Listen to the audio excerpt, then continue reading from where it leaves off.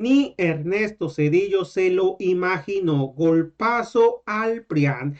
Hoy, 29 de abril del 2025, la presidenta Claudia Sheinbaum lanza fuerte advertencia al expresidente Zedillo. La presidenta de México anunció que presentará un informe sobre el FOBAPROA implementado durante el gobierno de Ernesto Zedillo. La presidenta dijo que lo hace porque no se puede hablar tan impunemente y afirmó que nadie le cree al expresidente Zedillo cuando dice que el tema del FOBAPROA ya fue revisado. Deja la manita arriba para que más mexicanos se enteren de esta noticia y deja un comentario desde qué parte del país apoyas a la cuarta transformación. A continuación con el video. Ok. En otro tema, preguntarle, Presidenta, acerca de este reciclaje que se hace del expresidente Ernesto Zedillo por parte de la oposición. Usted recordaba ayer no solo los crímenes de lesa humanidad que no prescriben, ¿no? El caso de Acteal, el Bosque, el Charco, sino también los crímenes financieros que tienen que ver con el tema del FOBAPROA y el gran latrocinio que se cometió en aquel sexenio, que ha sido uno de los peores latrocinios digamos que en la época reciente de nuestro país. A propósito de esto, en Contralínea tenemos un expediente que también reflejaría la impunidad de la que goza el expresidente priista ultraneoliberal Ernesto Zedillo, y que tiene que ver con presuntos vínculos de su familia, sobre todo su familia política, con el cártel de los Amezcua Contreras, el cártel de las metanfetaminas. En ese expediente se documenta incluso con grabaciones que fueron hechas en torno a esta investigación de carácter ministerial, que el padre y los hermanos de su esposa Nilda Patricia habrían colaborado con este cártel de las metanfetaminas. Además de esto, todos estos agravios que se cometieron en su sexenio, habría un agravio continuado contra el pueblo de México, porque el expresidente Zedillo cobra actualmente una pensión vitalicia mensual de 143,000 pesos en el Banco de México. Lo acabamos de corroborar nuevamente en la revista Contralínea, está actualizada la cifra a 2025 y pues esto sería parte de las injusticias. Preguntarle si aún siendo autónomo el Banco de México se podría revisar pues esta situación, o por lo menos hacer un llamado al Banjico para que pues vea, no puede ser que el pueblo de México le siga pagando 143,000 pesos mensuales a una persona que hizo tanto daño a este país. Sí, me pasa, Paulina, acaba de contestar el expresidente. Vamos a, ya que se abrió el expediente, a partir de mañana vamos a informar el FOBAPROA.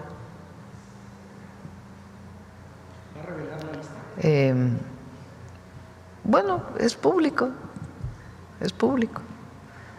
¿Qué fue el FOBAPROA? ¿Qué es ahora el IPAB? ¿Cuánto estamos pagando cada mexicano y mexicana? ¿A quién se le dieron recursos que no tenía nada que ver con alguna afectación por algún incremento de su deuda, sino que realmente fue por influencias? Porque no se puede hablar tan impunemente. Dice él que fue revisado el FOBAPROA, pues ¿cuándo? ¿Quién le cree? Él entra al gobierno, avisa a un grupo de empresarios que se va a devaluar el peso. Producto de esto sacan una cantidad de dinero enorme y provoca una crisis aún mayor de la que de por sí iba a ocurrir.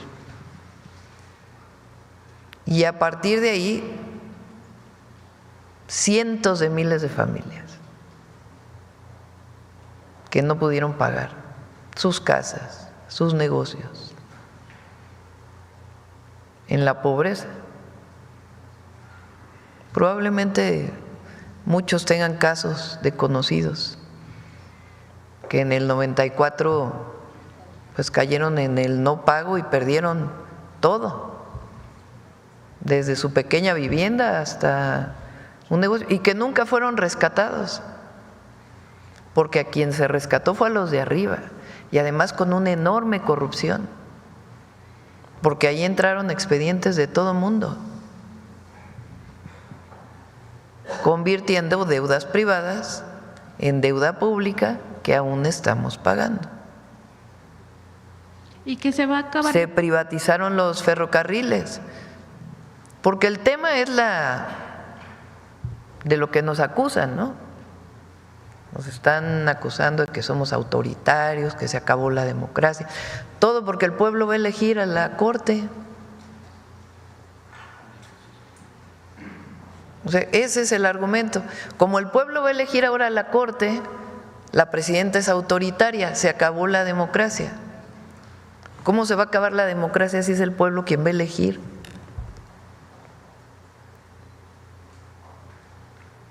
El manejo de los recursos públicos, nada más empecemos por ahí. Y después las masacres que ocurrieron durante su sexenio y que nunca fueron aclaradas, más la privatización de los ferrocarriles. Quiso privatizar toda la industria eléctrica en el 99, lo pueden revisar, ese era su objetivo, solo que hubo una movilización muy grande que evitó que eso ocurriera. Entre otros, quien se movilizó fue el Sindicato Mexicano de Electricistas, que después fue castigado por Calderón. Pero muchos nos movilizamos en aquella época, pero si no hubiera habido esa movilización popular, hoy tendríamos unos problemas en el sector eléctrico enormes, como lo tienen muchos países que privatizaron todo su sector. Entonces, vamos a hablar de ese sexenio, porque quieren compararse con el sexenio del presidente López Obrador. Pues no, en un caso se apoyaba arriba, provocaron pobreza, desigualdad, crisis, y el entreguismo, dicho por alguien de su propio partido político, el que era el candidato del PRI, lo acusa de entreguismo, de que en realidad la supuesta transición a la democracia estuvo pactada con Estados Unidos cuando se le prestó a México 50,000 millones de dólares, provocado por la crisis que venía desde Salinas. Un modelo que fracasó. Entonces, por supuesto que vamos a hablar de ese sexenio. Sí es indispensable que los jóvenes, las jóvenes, y ya no tan jóvenes, porque quien nació en el año 2000 pues tiene hoy 25 años, 24, 25 años. Ya para entonces ya había acabado el sexenio de Zedillo. Pero es importante que las nuevas generaciones conozcan qué fue lo que pasó en aquella época. Entonces sí vamos a hablar de eso, es importante. Y también quizá que se revise esta pensión vitalicia. Porque… Sí, no, pues no sabía, mira, qué bien que nos informas. A ver el Banco de México que nos informe de la pensión vitalicia, de quien trabaja, no sé ahora, ¿verdad? Pero trabajaba en una empresa que benefició él mismo.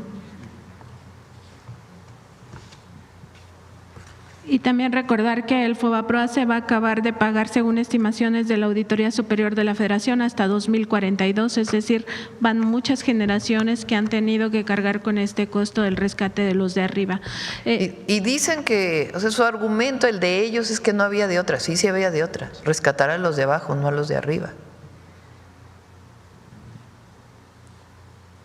No hubieran perdido sus casas, sus negocios, y no irse arriba, y además con una opacidad tremenda. Presidente, en otro tema, en la Universidad Nacional Autónoma de México han surgido varios movimientos estudiantiles o movimientos estudiantiles aislados. No ha sido todavía un movimiento importante por dos asuntos que están pues de alguna manera denunciando, sobre todo algunas facultades y escuelas, que tiene que ver primero con que la Universidad Nacional Autónoma de México no tiene comedores subsidiados, a diferencia de otras universidades públicas como la UACM, la UAM, la ENA, entre otras. Y esto lo que significa es que estos espacios están concesionados o privatizados a particulares y no se garantiza el derecho humano a la alimentación del estudiantado. Ellos no piden ni siquiera que sea comida gratuita, sino que sea con un monto que sea asequible para la mayoría, es decir, que se pague algo, aunque sea simbólico, pero que haya una retribución a la Universidad Nacional Autónoma de México. En este tema, la UNAM ha dicho que pues mejor se aprovechen las becas universales que da el gobierno federal, sobre todo a bachillerato, y también algunas otras becas que se puedan ir dando a cuentagotas a algunos estudiantes de la universidad. El asunto es que esto no resuelve el problema y que también están escudándose en que es una comunidad universitaria de alrededor de 400,000 personas. También es una realidad que la UNAM tiene el mayor presupuesto de universidades públicas en este país y además es una de las que más autogenerados tiene, es decir, recursos que genera la propia universidad y que no se gastan de forma transparente, o al menos no se sabe, y que la cúpula en esta Universidad Nacional pues sí recibe beneficio para sus comidas, para su alimentación. Incluso hay tarjetas American Express que se destinan a la alta directiva. Ese es por una parte. Y por otra, los estudiantes siguen denunciando que hay un intento de criminalizar la protesta estudiantil y también el tema de la libertad de expresión, que es un derecho humano. Y tiene que ver no solo con el artículo 15 del reglamento del Tribunal Universitario, que la UNAM ya se comprometió a derogar, sino con otros artículos, el 93, 94 y 95 de la ley, del Reglamento General de la UNAM. Ahí se establece también Estatuto General de la Universidad Nacional Autónoma de México, donde también se establecen diversas, no prohibiciones, sino más bien castigos, entre ellos la expulsión de los estudiantes cuando se les considere que han atentado contra el patrimonio, que eso puede ser desde una toma de una escuela hasta, romper cristales o algún tipo de mobiliario. Y ellos consideran que se estaría violentando el derecho a la protesta. Preguntarle su opinión, sabemos que también es autónoma la Universidad Nacional, sin embargo viene de ahí usted, y además hay otro asunto, que la UNAM no puede decir que se gasta mucho tampoco en la plantilla académica, porque ya sabemos que la mayoría está por esta figura aparentemente de pago de horas, que son los profesores de asignatura, ¿no? Sí, no quiero opinar mucho porque en efecto la universidad es autónoma. Lo que yo diría es que es importante que siempre prevalezca el diálogo abierto, público, que siempre haya diálogo con cualquier conflicto estudiantil, de parte de la autoridad y de parte de los estudiantes. Mientras prevalezca el diálogo y se busquen soluciones a cualquier problema, es mucho más sencillo resolverlo. Entonces, evitar en el no diálogo, en la no comunicación, y que se establezcan las condiciones de diálogo para poder resolver cualquiera de los problemas. Pero ya la parte ya más interna de la UNAM le corresponde a la universidad. Sí es cierto, venimos del movimiento estudiantil, pero ya le corresponde a la universidad. Y aprovechando que está el subsecretario Clark, preguntar porque decía que se están tomando medidas acerca de las farmacéuticas que han retrasado la entrega de medicamentos y ponía como ejemplo el propio caso que ya enunció la secretaria Raquel Buenrostro. Preguntar si hay otros casos donde se estaría documentando que hay un retraso en la entrega de estas medicinas y si eso ha tenido que ver también con pues algunas quejas que han tenido los propios derechohabientes de que aún no llegan algunos medicamentos y en todo caso si va a haber sanciones también para esas otras empresas si hubiera identificadas. Gracias, presidenta. ¿Quieres, Raquel?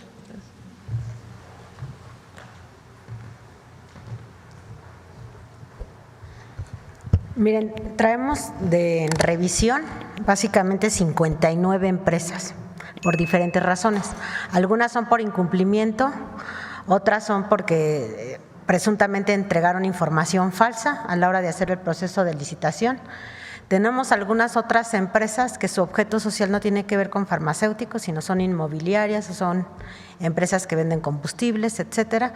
Y todo eso lo estamos integrando en una investigación. Nos vamos a apoyar acá por instrucciones de la presidenta, también con gente del SAT, con gente de aduanas, para que nos ayuden a hacer las investigaciones de estas empresas. Y aparte tenemos todos los temas de incumplimiento. Nosotros hemos estado continuamente sugiriendo y recordando a todo el sector salud, a todos los directores de los hospitales, que nos ayuden a documentar los incumplimientos de los contratos, porque en la medida que se tengan documentados los incumplimientos de los contratos, más fácil hacemos el procedimiento para estarlos inhabilitando, porque mucho del desabasto, además de los problemas que se tienen, es porque las empresas no cumplen. Incluso a mí me ha tocado participar en reuniones con el sector salud, donde cínicamente comentan que prefieren una sanción, una multa, que ir a entregar a Chiapas porque les sale demasiado caro, les sale más barata la multa. Entonces, ahí tenemos que actuar con otras medidas para documentarlos con incumplimientos y poderlos inhabilitar. Entonces, pero en total andamos con sobre 59 empresas en total. Gracias. Miren, yo personalmente le doy seguimiento todos los lunes en una reunión que tenemos con el Gabinete de Salud y vemos el tema de la compra de medicamentos. Y hay una parte que afortunadamente la secretaria Buenrostro visualizó a tiempo, también Eduardo, y que pudimos contener que se pagara más caro de lo que realmente cuestan los medicamentos y pues representa este proceso nuevamente de licitación que ahora se va a hacer con la subasta inversa, que nos permite hacerlo más rápido. Pero sí hay muy malas prácticas en las industrias farmacéuticas, no todas, pero sí en muchas. Con todo y lo que se hizo en el sexenio pasado, es increíble que se licite, se asigne al costo adecuado, que firmen un contrato que dicen que en una semana empiezan a entregar medicamentos y pasan 3 semanas y no entregan ninguno. Entonces, ¿qué hace la autoridad? Citarlos, decir, ¿lo vas a entregar o no lo vas a entregar? No, bueno, sí lo entrego y en realidad no lo entrega. Entonces, ¿qué pasa ahí? Pues entra anticorrupción, se sanciona a la empresa, pero ya tenemos un problema de falta de medicamento en el centro de salud. Entonces, lo que estamos haciendo es acelerar todos los procesos, está Secretaría de Hacienda, está el SAT, está anticorrupción, están todas las áreas involucradas para que la coordinación sea muy rápida y podamos resolver esos temas. Pero es un tema también de cómo se hacen las licitaciones.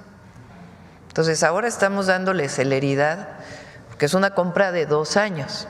Esta compra nos va a permitir hasta el cierre del 2026, pero en abril del próximo año empieza la nueva compra para el 27. Y ya estamos tomando pues muchísimas medidas normativas que permitan acelerar. Por ejemplo, si no llegó el medicamento que provee tal farmacéutica y la licitación dijo que era 7 pesos el medicamento y no llega, pues darle la oportunidad a la institución de hablarle a otro proveedor y decirle, oye, ¿me lo puedes dar mañana en 7 pesos? Y si el proveedor le dice sí, pues que lo reciba. algo tan sencillo como eso que nos parece menor en la vida cotidiana para nosotros, se vuelve un problema por cómo está establecida la administración y la burocracia. Entonces, ahora pues estamos haciendo todo para que se aceleren los procesos, que no, que aquellas empresas que además ganan una licitación, resulta que traen todo importado cuando dijeron que no, que aquí fabricaban. Y resulta que todo viene importado y además de mala calidad.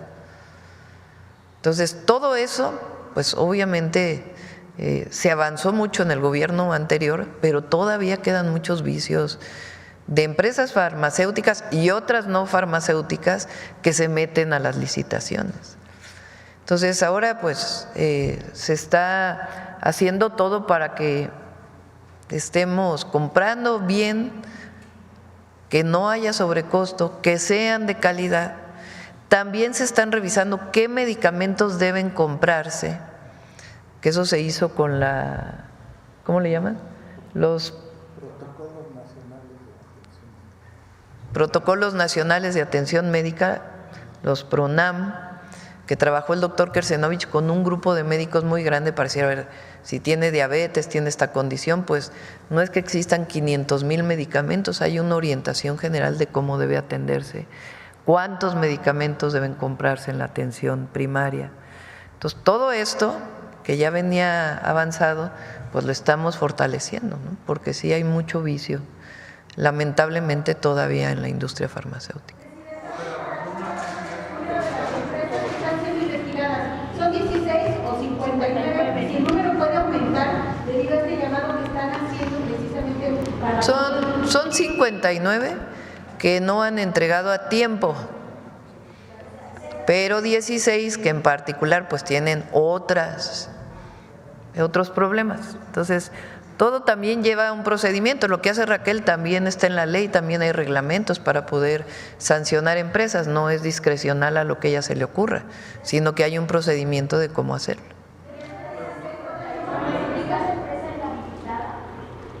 Dentro de esas 59, ¿está la empresa inhabilitada o es adicional? Sí está dentro de 59. Muy bien.